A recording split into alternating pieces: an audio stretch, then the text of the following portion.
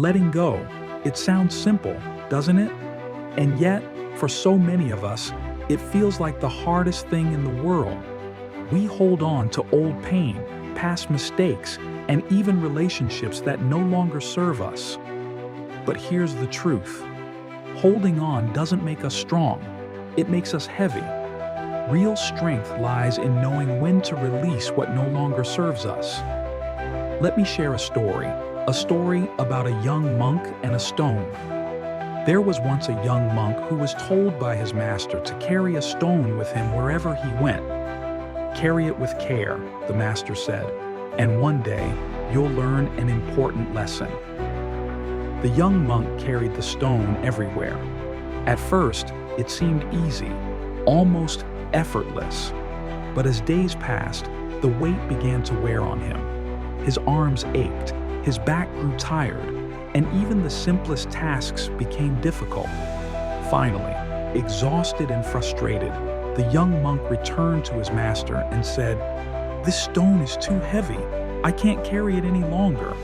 The master smiled and said, "Then why are you still holding it?" The young monk stood in stunned silence. In that moment, he realized the truth. The stone had only been heavy because he refused to let it go. This simple story carries a profound message.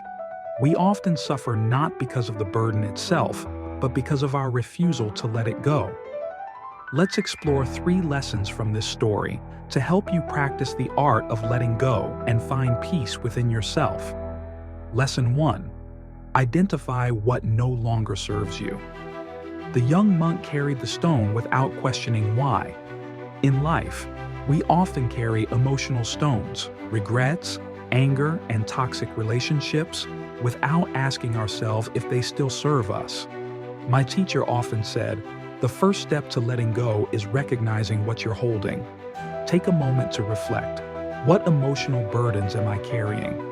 Write them down if you need to. Awareness is the first step to freedom. Lesson 2. Understand that holding on is a choice. The young monk believed he had no choice but to carry the stone, but in reality, he had always been free to release it. My teacher once told me, suffering is not in the stone, it's in the grip. Ask yourself, am I holding on because I'm afraid of what will happen if I let go? Remember, you always have the power to choose peace over pain. Lesson 3. Release with compassion. Letting go doesn't mean forgetting or ignoring what happened. It means acknowledging the burden, honoring what it taught you, and releasing it with compassion. In the monastery, we practice this through a simple meditation. We close our eyes, breathe deeply, and imagine placing our burdens into a stream, watching them float away. Try it now. Visualize the thing you want to let go of. Imagine placing it gently into a flowing river. Watch as the current carries it away, leaving you light and free. So, how can you practice the art of letting go?